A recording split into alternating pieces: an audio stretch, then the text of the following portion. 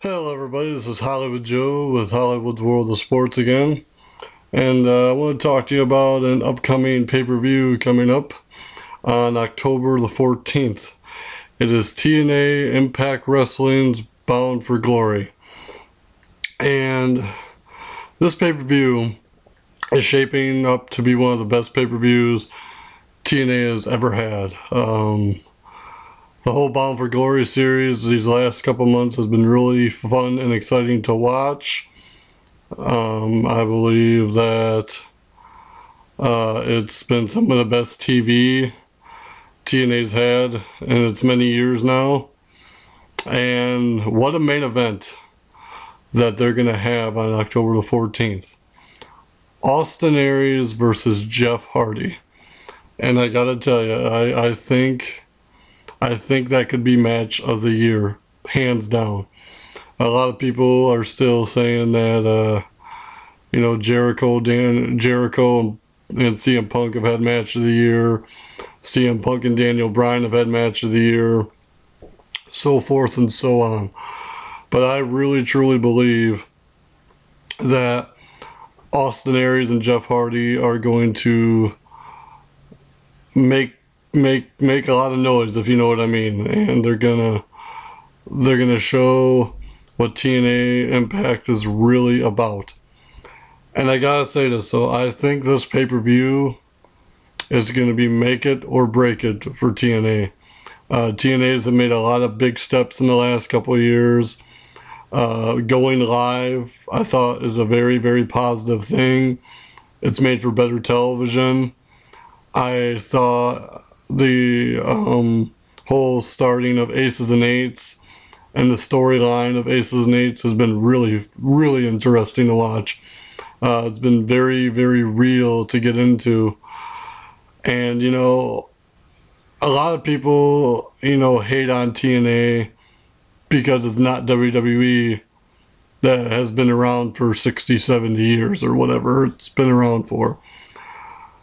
TNA, I will say this, there's a few things that they could improve on. Their roster being one of them. They have way too many guys on the roster that they don't use.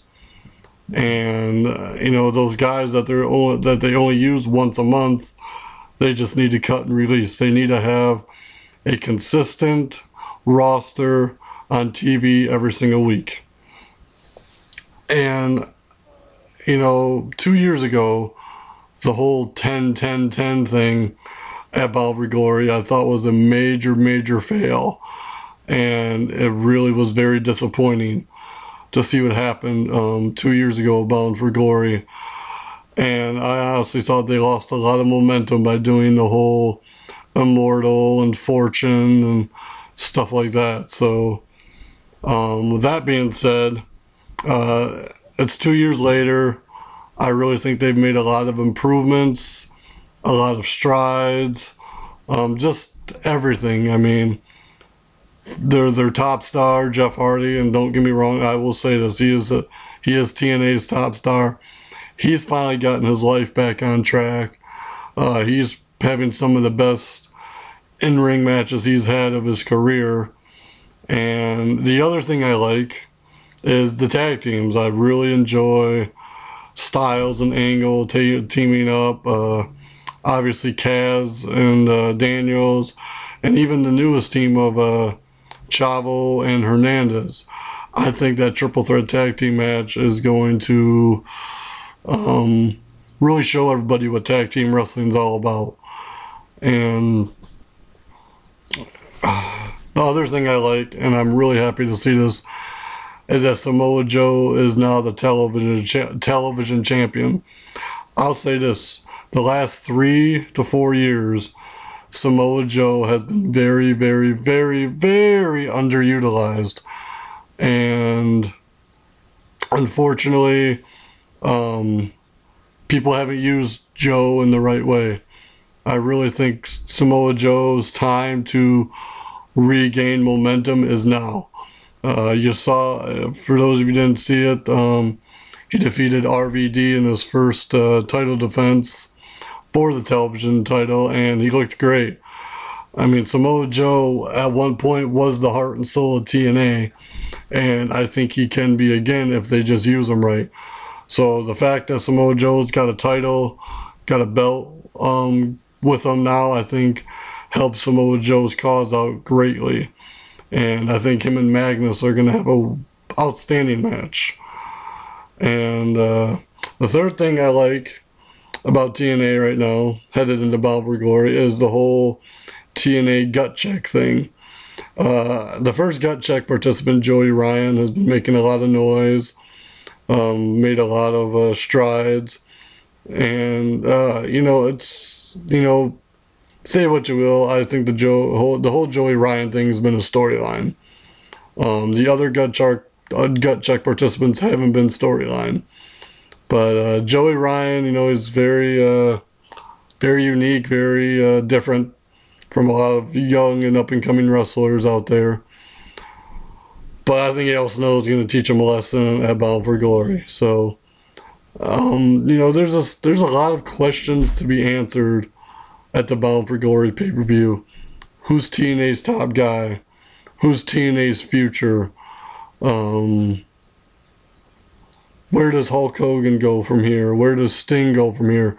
Because as we all know, Sting is going to be inducted into the TNA Hall of Fame as the very first inductee. So I think that's really great to hear. Like I said, though, I really think that this pay-per-view is make it or break it. If this pay-per-view fails, I don't know how they recover from it. If this pay-per-view is a success, keep the ball rolling. I mean, you have a great main event on your hands.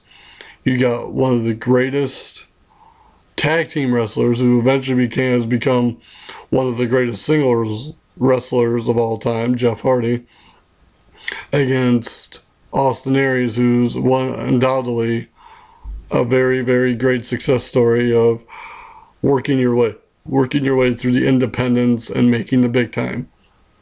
Austin Aries, I put him in the same category as Daniel Bryan and CM Punk.